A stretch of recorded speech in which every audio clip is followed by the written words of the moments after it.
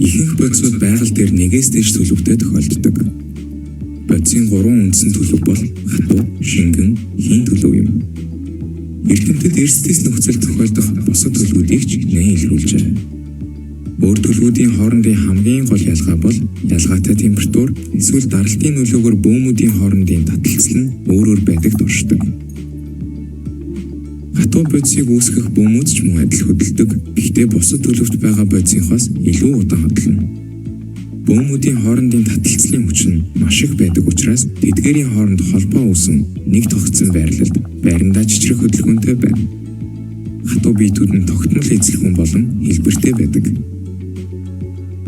Шингэний доторх бөөмүүд нь хатуу биетийн доторхоос илүү хурдан, харин хийн доторхоос арай удаан хөдөлж байдаг. Бөөмүүдийн хоорондын таталцал нь хатуу биеийнхээс арай сул байдаг учраас тогтсон байрлалд байдаггүй. Бодисын дотор чөлөөтэй хөдөлдөг боловч бие биетэйгээ ойрхон үлддэг. Шингэн нь тодорхой эзлэхүүнтэй боловч тогтмол хэлбэр байдаггүй. Савныхаа хэлбэрийг авч байдаг. Хийн дотор байх бөөмүүд нь маш хурдан хөдөлдөг ба бие биеэсээ хоорондынхын таталцлын хүч үл мэдэгдэхээр хол байдаг тул уг хүч нь огт нөлөөлдөггүй. Үнэн эрэхтэй тэдгээр нь чөлөөтэй нисэн нэгэнтэйгээ болон савны хантай мөргөлдөж байдаг. Савны ханыг мөргөх нийт хүчийг хийн даралт гэж нэрлэнэ. Энэ хийн даралт нь зөвхөн бөөмүүдийн массаас биш, мөн бас тэдний хурдан хөдөлгөөнөөс үүсдэг. Хийнд тодорхой эзлэхүүн болон хэлбэр байдаггүй. Сул байгаа орон зайг эзэлж савныхаа хэлбэрийг авдаг. Төлөвийн шилжилтийн үед химийн өөрчлөлт явагддаггүй.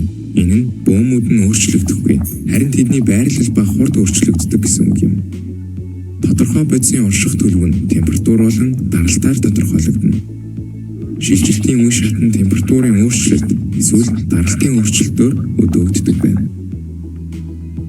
Бараг бүх бодисын хатуу болон хийн төлөвийн хооронд шууд шилжилт явагдаж болно.